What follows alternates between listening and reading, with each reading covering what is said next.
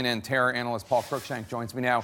He's editor-in-chief at CTC Sentinel. Also with me, CNN safety analyst David Soucy. He's a former FAA safety inspector.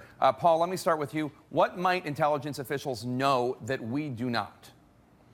Well, it seems that part of this intelligence comes from ISIS communications, private communications between ISIS operatives, which has led the United States intelligence agencies to this conclusion at this point, preliminary conclusion that this could be a terrorist attack. The intelligence is suggesting an insider at the airport may have been responsible. They said that this wasn't a kind of underwear type bomb, sophisticated bomb. This was a conventional bomb that was presumably put on the plane with the help of an insider at the airport. You don't just walk a bomb onto a plane at a place like Sharm el-Sheikh Airport. So I think that's the dominant scenario right now of an insider being recruited or paid off by ISIS or one of its affiliates. And of course, the affiliate on the ground there in Sinai is Wilayat Sinai, the Sinai province of the Islamic State.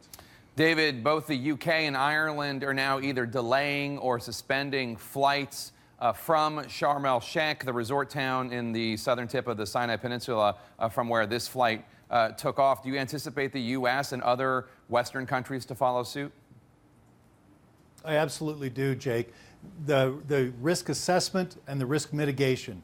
Risk assessment is based on what is it that they know what's happening right now. Mitigation is saying just the idea or the hazard that it might be is going to increase the mitigation efforts, and that's what they're doing right now. I think it's a very smart thing to do. I think everybody should take heed with that. Paul, ISIS has been claiming that it was responsible for taking down this Metrojet flight. They were initially dismissed, those claims, when the crash first happened on Saturday. Today they seem to be taken a bit more seriously. Is the only thing that changed this possible interception of ISIS communications? I think that's the main thing that has changed, Jake. And those statements put out by ISIS were very strange because at first it was just 8 lines. I mean, this would be the biggest terrorist attack since 9/11, the most significant terrorist attack since 9/11. So to put out just 8 lines, not explaining how you do it.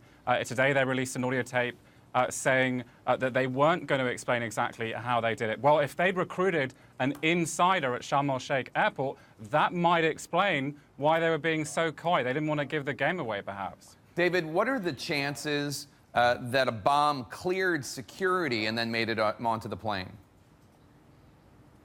Not very good.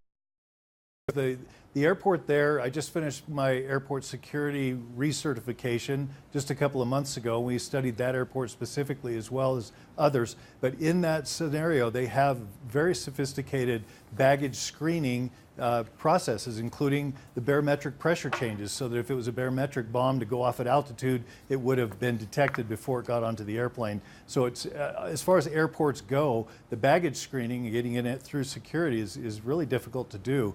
Again, I agree with what the other guest is saying, that it most likely, if it was a bomb, would have been an inside operation.